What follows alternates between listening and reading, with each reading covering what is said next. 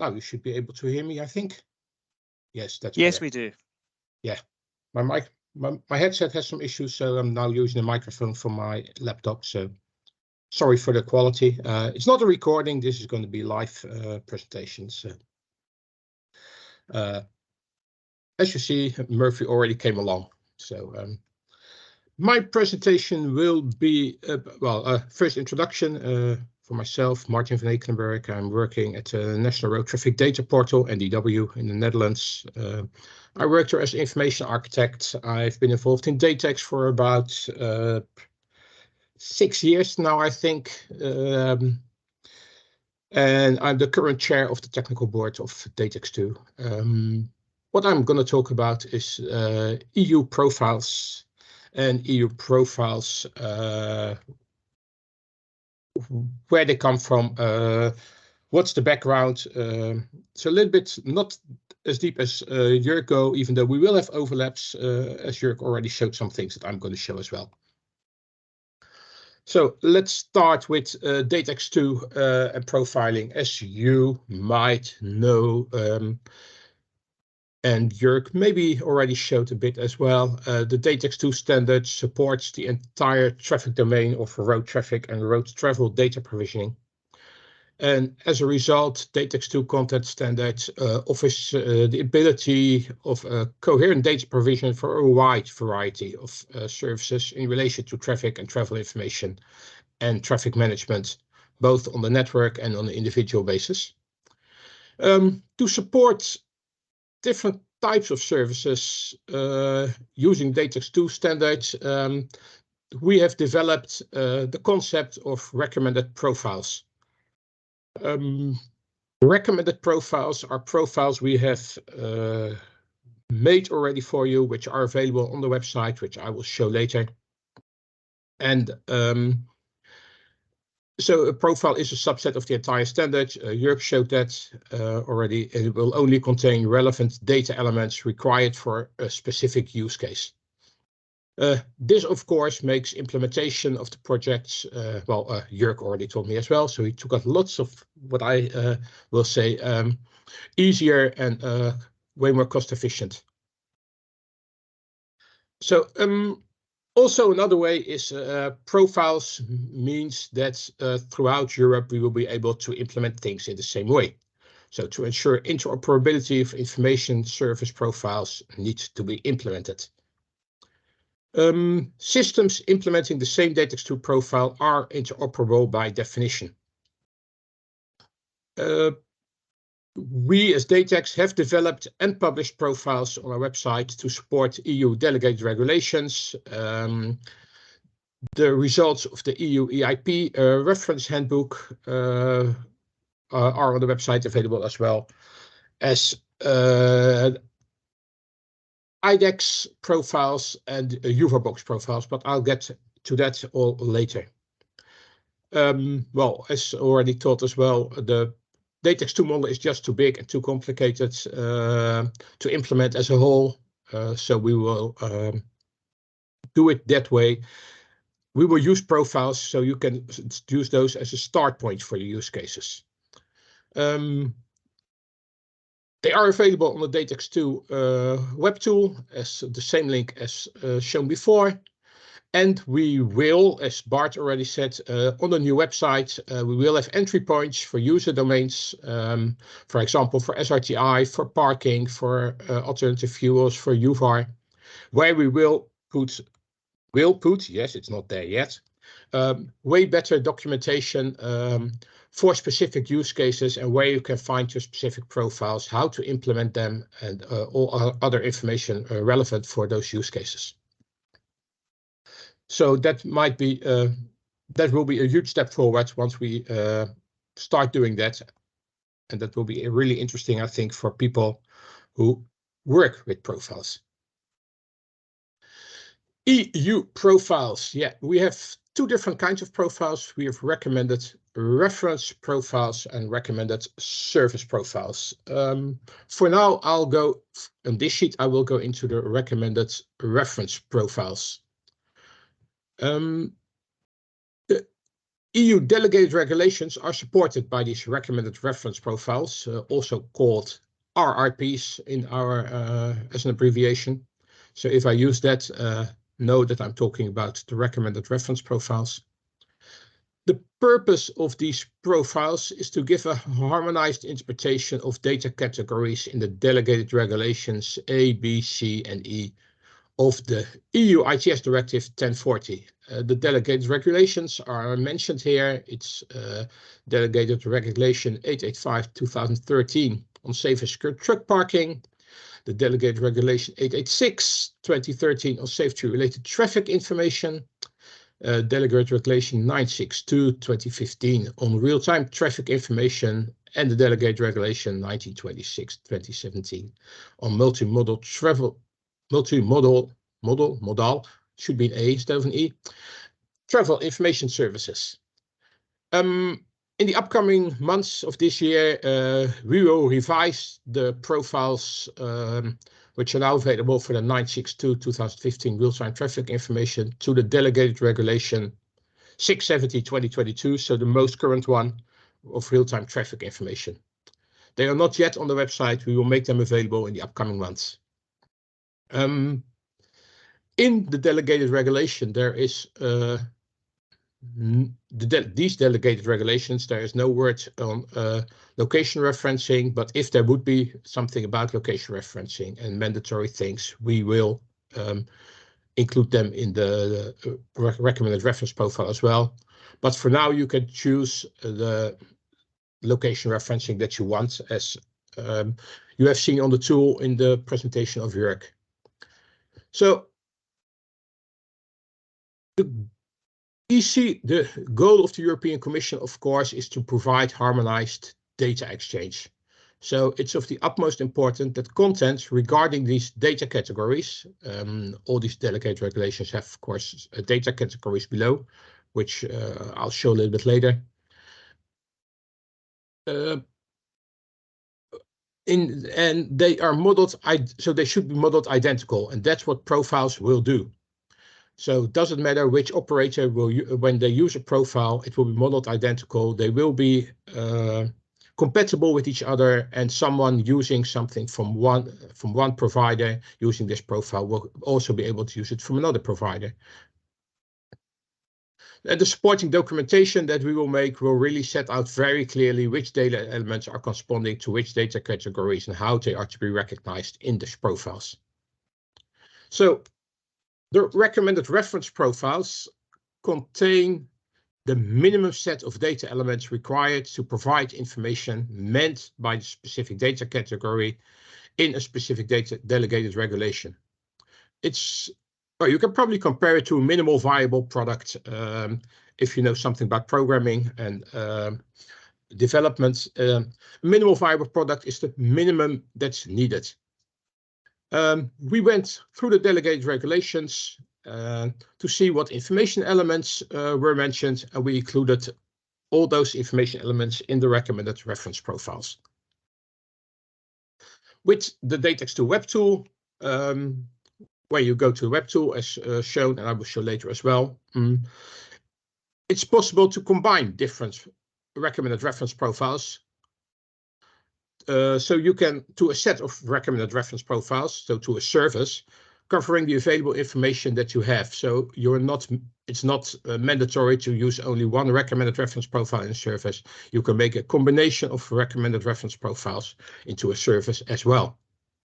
And apart from just combining them, as you've seen before, and Jörg explained, it's also possible to extend the RRPs with information elements that are available in the specific use case.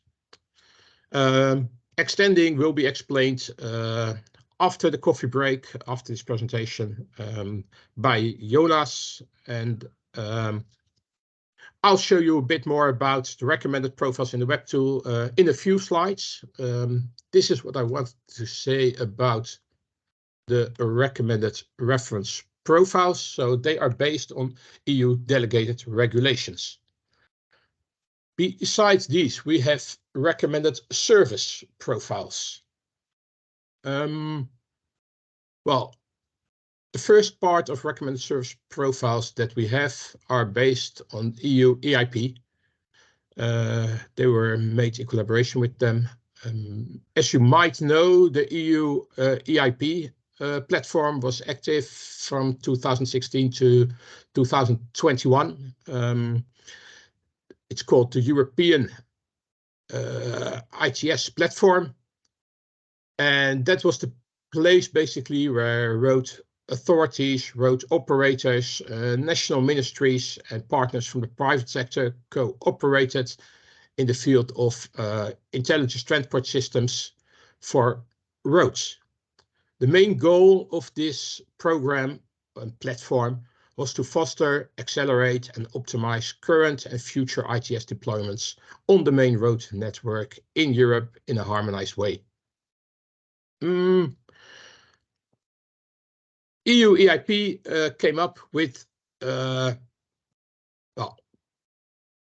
making this information easier to reach, basically, EU and to understand, assimilate, which was a goal of the EU EIP effort. They merged all separate documents that they had into a reference handbook for harmonized ITS core service deployment in Europe. So they updated all the service descriptions to the state-of-the-art, latest developments in digitalization and CITS at the moment, as well as incorporating harmonization requirements, knowledge that they gained from collection of best practices in the platform, and the result of the ITS corridors that they supported, and other activities that they had, like KPIs, quality packages, among others. That is what they used to make this handbook. And they provided guidance for the ITS community that was comprehensive and complete in all aspects. The reference handbook consisted of the following categories that you see here on the slide. Well, I'm not going to repeat all of them.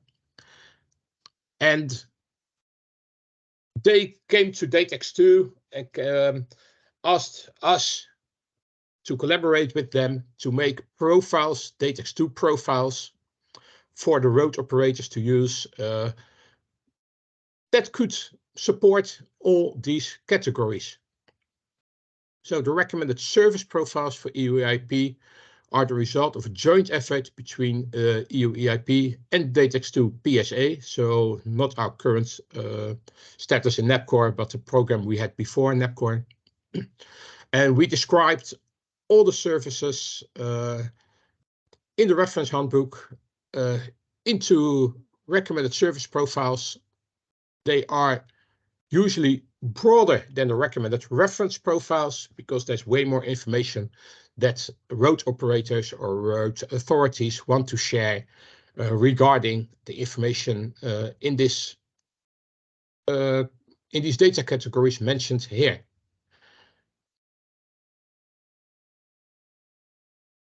That is for the EU EIP. Besides the EU EIP recommended service profiles, you can find 2 other recommended service profiles on the current website, and they are the IDEX profile, which supports alternative fuels.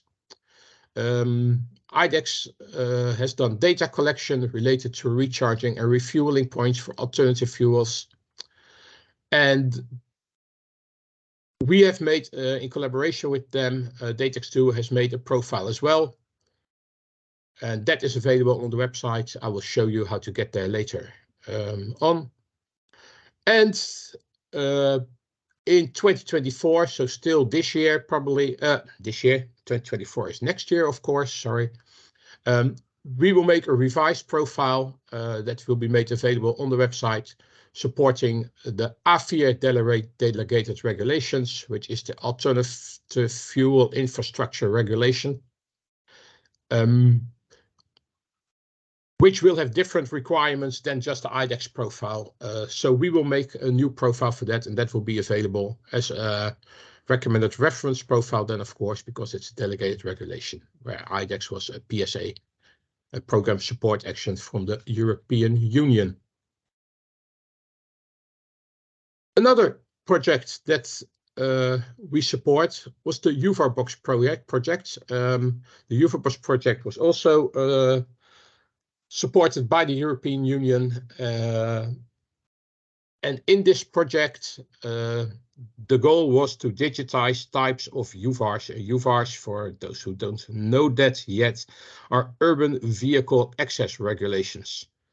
So basically restrictions on which parts of cities you can enter and what you need to abide by.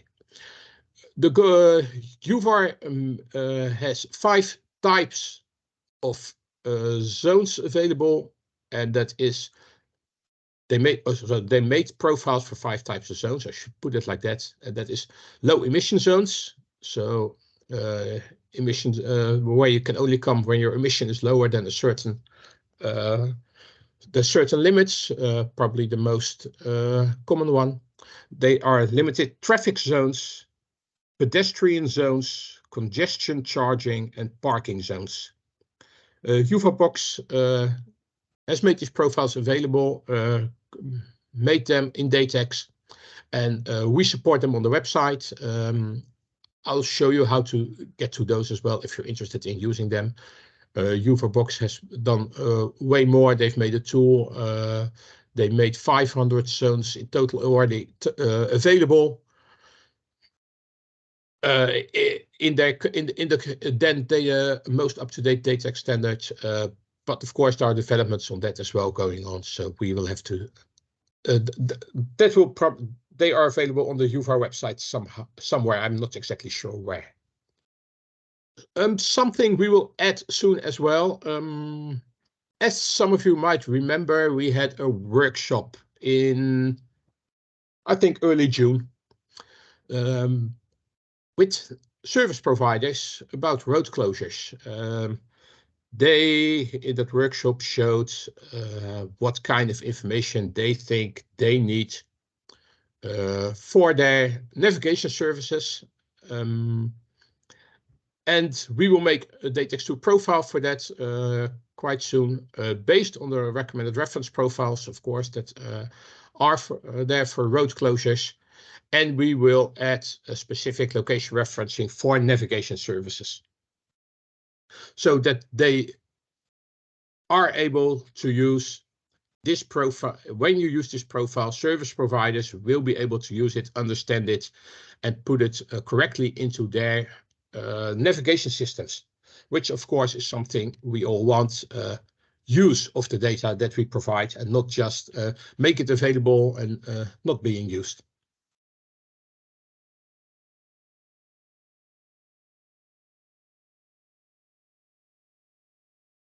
Recommended reference profiles, so a little bit about a little bit broader again.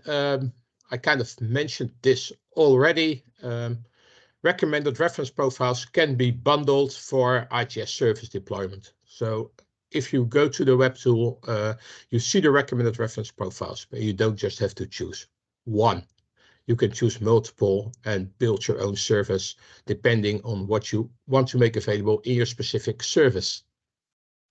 And you can extend them nationally if more information is available or required for local services or processes. If you, of course, DATEX II is not only used for external or NEP related information, but there is also roadworks planning alignment, for example, between traffic control centers and road operators. And they need way more information than is just in the roadworks reference profile that is available. And there you can extend, there you can make extra information. So just put extra information in it, but you can also really extend it for specific national information that's only used in your country. And you can add those elements, and it will still be compatible with the basic profile, but in your country where you know what data is there extra, it can be used. Same goes for the recommended service profiles. For example, UVAR box is a combination of recommended reference profiles with extra information. A standard recommended reference profile might say what kind of zone there is and where it is. In the UVAR box profiles, you can add a URL where to register, for example, and they've made extensions where they made extra service information available, which was not yet in DATEX, for example, about permits. So in that way, you can really mold an entire profile to your specific need.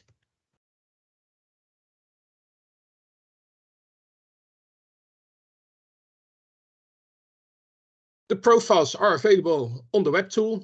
You've seen this link twice already now. I won't say too much about it because Jörg already gave a great explanation. An XSD adjacent schema or ASN.1, if you want it, will be generated once you step entirely through the service. And our new website is live. As said, we will make specific entry points, but some content is still missing, especially regarding the profiles. But I'll get back to that in a few sheets. The web tool where you can find the profiles. This is if you go to the web tool, datex2.eu/wizard, or if you go to the homepage and click wizard, you will end up on this page. You can choose different DATEX2 versions, 3.1 to 3.4, for example. Most of the time you will probably take the most current one, but you can choose any one that you want, basically.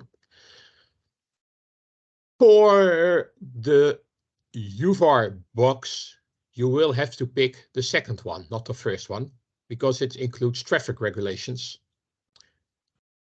which is still a namespace that's in progress. So, and as UVAR are traffic regulations and using traffic regulation namespace, you will have to pick the second one if you want to use the UVAR box profiles. For all others, you can just pick the first one, for example, like Jörg also showed. There you go. We'll go to tab number 2, which Jörg skipped, and which I will skip as well, because that's basically the choice between having a profile selection or adding your own selection file, which of course you have when you can have if you already made a profile. And then you end up on the profile selection page, which is, you can see 3 different screenshots here. The top left screenshot are the EU delegated regulations, as I mentioned before. And these are the delegated regulations and their data categories. As you can see, the RTTI delegated regulation is there. It's still the 2015 one.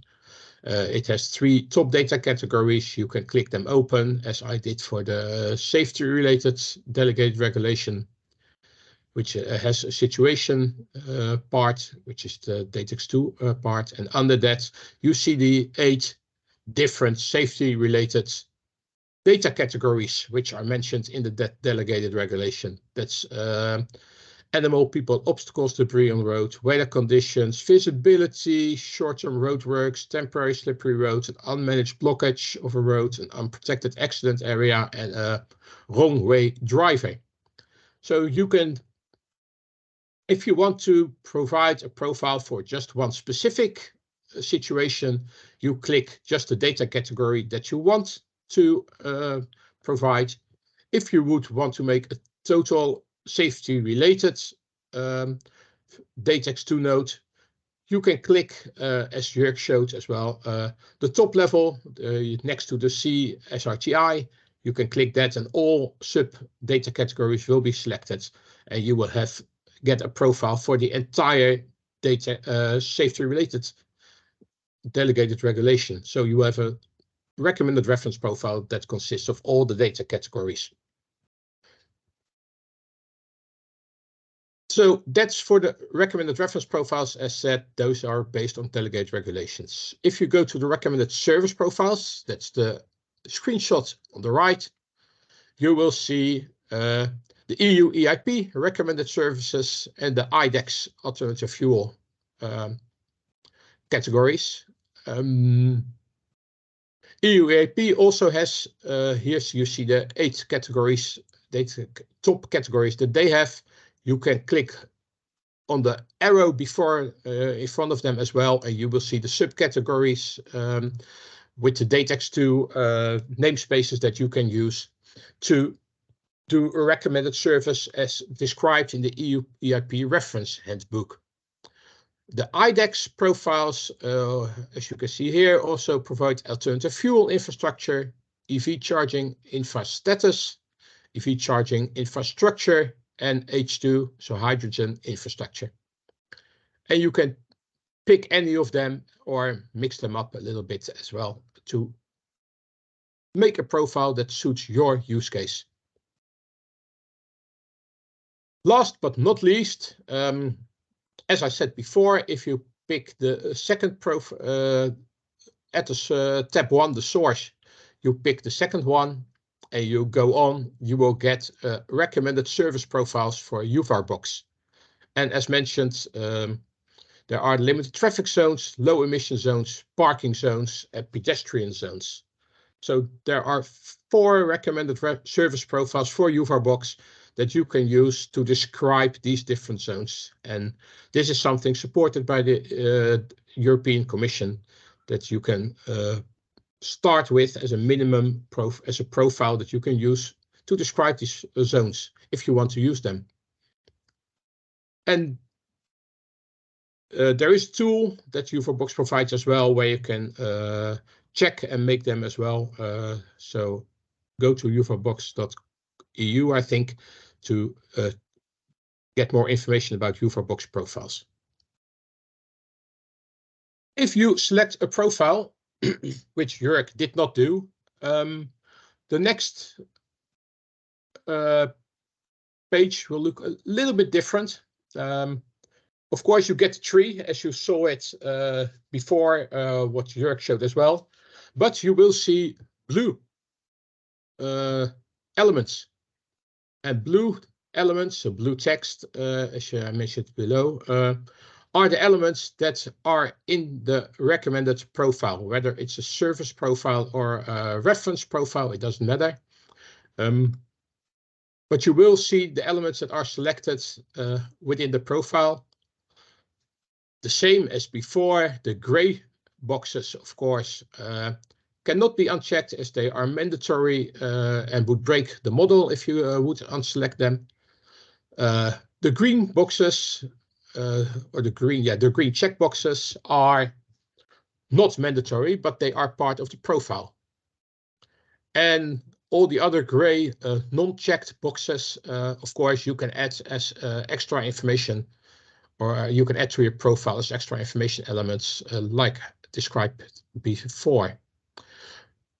What if you decide to uncheck a green checkbox? Then you get the warning on the right side, which says, do you want to uncheck a reference profile node? In this case, I unchecked something that is not on the screenshot on the left, but I wanted to uncheck a general message to road users, and then you get the warning. This node is checked from a reference profile, unprotected accident area, which is the specific recommended reference profile that I selected to come to this page. And when you uncheck this profile, this node, of course, you are not 100% compatible anymore with the recommended profile. However, if you don't have that information and will never provide it, you can decide to uncheck it anyway. But that's up to you. You can also leave it in and not use it. So you will break the profile itself, but if you will never supply the information, if you decide to uncheck it, you can never supply the information anymore unless you change your profile back to what it was. And that is, well, that's how the difference between normal profiling that Jörg showed and when you use a reference profile, this is the main difference between the two. For the rest, it works exactly the same. You can right click on the elements. You will see what elements already have been. You can see the mandatory elements. You can see the attributes. You can change them, but you will might get warnings if you do something. So keep that in mind when using a recommended profile.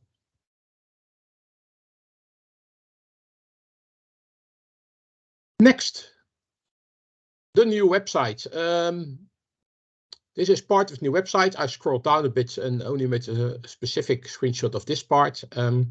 We want to add a user domain entrance on the new website. For now, we have 4 entrances, which are just textual description. But the goal here is to really describe what the use case is, what profiles you can use, how you can find them, how to use them, go into more depth, really describe and support you when you want to use a profile. So you will get links to the direct documentation on the docs portal that we have available here. We will change the docs portal as well and make really documentation for user domains as well in the future, probably not this year, coming next year. As well as there might be further updates to the tool. As I mentioned before, the profile that we are making for road closures with navigation services. You could also decide, for example, I want road closures for journalistic purposes. And that might mean that you want a different location referencing or something more textual description as well. And that means you will have a different profile for that. And we want to make updates to the tool like, okay, I want to choose road closures, but I want to use it for navigation services. So maybe that will be an extra tab somewhere, but that's something we are still thinking about, that you can choose like navigation services, journalistic services, and whatever else there will be as end user services. That's probably the name we will give to it. Like digital end user service selection, that's something that we want to think of. So you have a reference profile and a specified end user case, and then you will get extra information there added as well. That's it for me. I still have 7 minutes left, so I give back to Ian to see if there are any questions, as I cannot see that. We have no questions in the chat yet. Please feel free, everyone, to type something. Thank you very much, Martin. That was very informative. We're going to go to a coffee break at the hour, but I'll just wait in case anybody's typing. Meanwhile, then, while people are thinking about questions, am I right to assume if you select multiple profiles in the schema tool, and you may well want to do that, I guess, to meet regulations in one service, then in your schemas, you would get a superset with all the elements that appear in at least one profile. Is that how it works? Yes, that's how it works, Ian. Yeah, very thanks. well said. Yeah, and there is a question now, I see. And that's probably a question that you can answer. Is there a timeline when the traffic regulation namespace will be stable? Well, that's a good question, isn't it? We're still working on it, and it's going through the send process. So that's a little bit down to the things that are outside the control of the DATEX II development resources, because it's subject to send comments.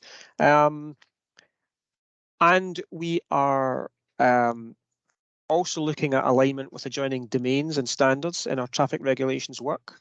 So I think that one is less certain than some of the other namespaces, which we have a clearer timeline. But certainly the objective is to publish a revision within the current timescale of the NAPCore project, so that's end of 24. And I think that would well, stable also means, let me also give a caveat to that. Stable means stable within a major version, right? So if we look at 3.x, DATEX II version 3.x, we have namespaces that are stable in that. That means they are stable for version 3. But when it comes to version 4 or version 5, they maybe need to change. And when we come to major revisions, and the next major revision of DATEX II is actually scheduled for the end of 24. So just at the time that we reach a stable version 3, we're actually looking at version 4. But I think 24, 25 is the right time. Now, if anybody more closely involved with the traffic regulations work wants to give another answer to that, a refinement, then please do chip in. No, I think that's what was discussed, Ian. Yeah. Yeah. Just checking if our editor's on the call. I don't think there are two leaders for that are on the call. Yeah. Okay. But yeah, that's what we discussed. Yeah.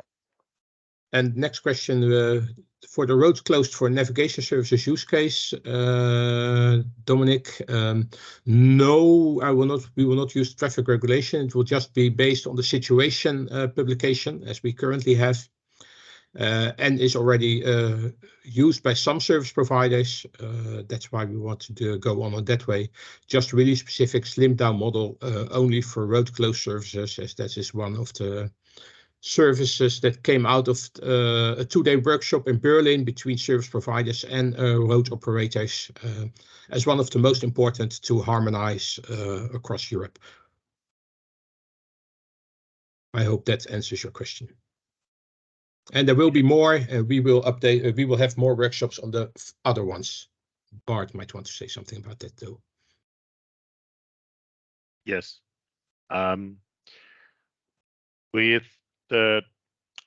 We are currently assessing how traffic regulation and situation publication and VMS publication and a lot of other publications relate to each other. They all have a good reason for existence, but nevertheless, it is not consistent everywhere. But that will not be solved in version 3. That is a challenge addressed in the version 4 update of the work, which means, in line with what Ian said, there could be a minor modification of the 3.4 publication that we have on traffic regulations towards the end of the NAPCOR DATEX II timeline, end of next year. And well, without being too decisive on it, it will be more of the same. So 3.5 will be more extending some of the concepts because of traffic regulatory aspects that have been brought to us that were coming from countries that are doing the revision and find issues that are not fitting in the current model, are not supported by the current model. So the structure as a whole for the traffic regulation publication as such is stable. But there could be additional elements in one of the future versions toward the stable version that we say, okay, this is the one that is in the CEN part 11, will be CEN part 11, which is the final stable version. So that's the way ahead, and the version 4. But then you have to think in timelines of 3 to 5 years before we do an update on traffic regulation with the part 4 methodology. Except when people say, this part, that's the new magic, we need that urgently, then we can have a look whether we can speed up things and do the revision to bring it to version 4 technology and to version 4 methodology sooner. But normally we say we have stable life cycle of at least 3 years that will be achieved by the end of mid-end of next year for this one, and then you have the stable version. But it's not a big risk if you take the one from today, I would say. Yeah,